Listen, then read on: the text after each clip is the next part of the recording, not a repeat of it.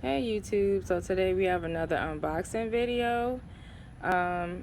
Yes, I did open the box off camera, but that's because my address is right on top of the box, so I had to open it off camera. But today we have a new tree edition, and this is a guava I got from Etsy.com from a seller named GreenAnoleFarms, and they're located in Georgia.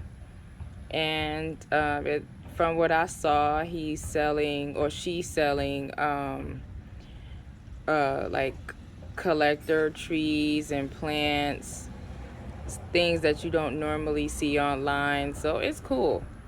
This one that I got today is called a narrow leaf guava. So it's supposed to be yellow skin with a pink flesh. And I think edible seeds.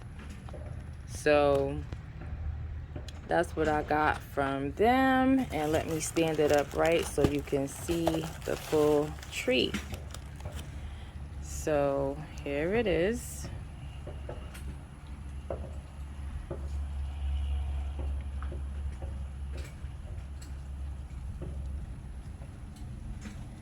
So I believe online this was sold to me as a 11-inch tree, I think, but it's clearly more than that. So what I'm gonna do now is up pot this,